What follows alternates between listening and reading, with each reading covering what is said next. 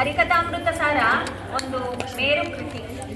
ಇದರಲ್ಲಿ ಯಾವ ಒಂದು ಮತ್ತೊಂದು ಮಾತು ಅಂತಾನೆ ಇಲ್ಲ.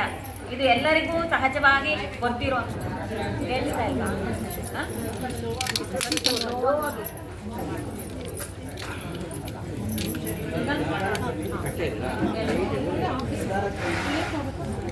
ಜಗನ್ನಾಥದಾಸರು ಮುಖ್ಯ ಪ್ರಮೇಯಗಳನ್ನೆಲ್ಲ ಕನ್ನಡ ಭಾಷೆಯಲ್ಲಿ ಸರಳವಾದ ಪದ್ಯ ರೂಪದಲ್ಲಿ ಒಂದೇ ಸಂಗ್ರಹ ಮಾಡಿ ಹರಿಕಥಾಮೃತ ಸಾರವನ್ನು ಕೊಟ್ಟಿದ್ದಾರೆ.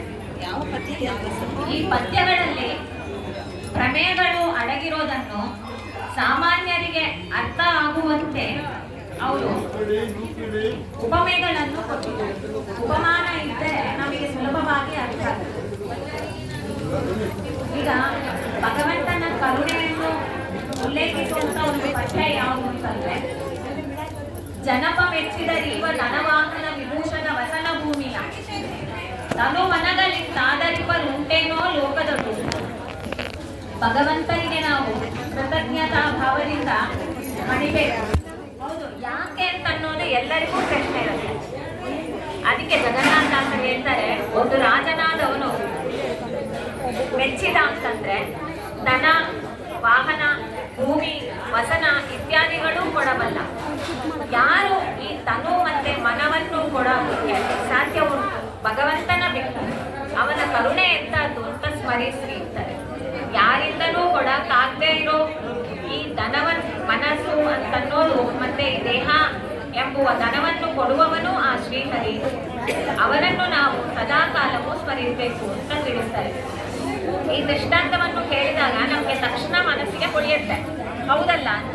ಒಂದು ರಾಜನಿಗೆ ಏನ್ ಸಾಧ್ಯ, ಅದು ಬೇರೆ ಯಾವ ರಾಜನಾದ್ರೂ ಕೊಡಬಲ್ಲ. ಆದ್ರೆ ಇಂಥ ಶರೀರವನ್ನು ಮನಸ್ಸನ್ನು ಯಾರಿಂದ ಕೊಡಕ್ ಸಾಧ್ಯ ಅಂತ. ಅದೇ ತರ ಅವರು ಪರಮಾತ್ಮ ನಿರ್ವೈಷಮ್ಯ ಅಂತ ಆಚಾರ್ಯ ಮಧ್ವರು ಹೇಳ್ತಾರೆ.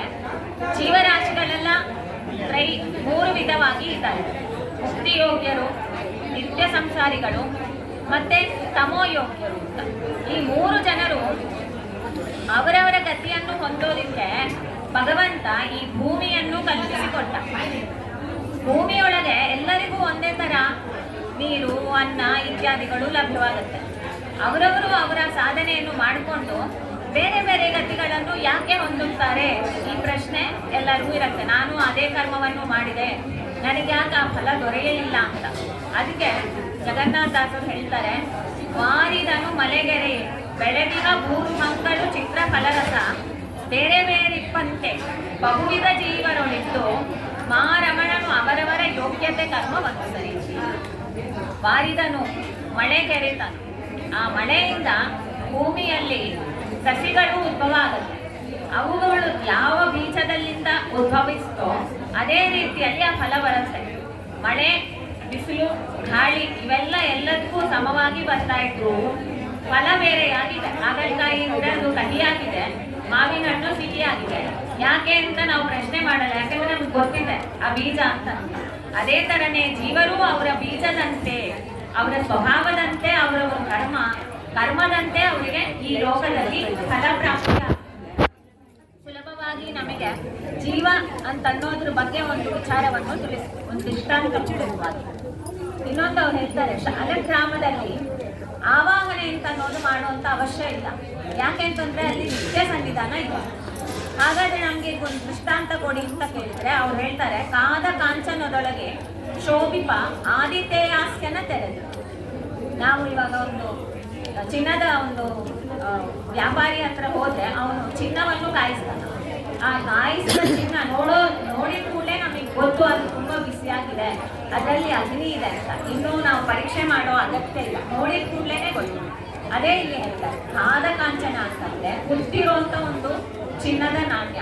ಅದರಲ್ಲಿ ಆದಿತ್ಯ ಅಂತಂದ್ರೆ ಬಿಸಿಲು, ಅಂದ್ರೆ ಬಿಸಿಯಾಗಿರುವಂತ ಅಗ್ನಿ ಅದ್ರೊಳಗೆ ಇದ್ದಾನ ಅಂತ ಅನ್ನೋದು ನಿಮ್ಗೆ ಯಾವ ಒಂದು ಸಂಶಯ ಇಲ್ಲದೆ ಹೇಗೆ ಗೊತ್ತೋ, ಅದೇ ತರ ಶಾಲಗ್ರಾಮದಲ್ಲಿ ಭಗವಂತ ನೆಲೆಸಿದ್ದಾನ. 5,000 ಮೇಲೆ ರೂಪಗಳಲ್ಲಿ ಅವನು ಇದ್ದಾನ. ಈ ತರ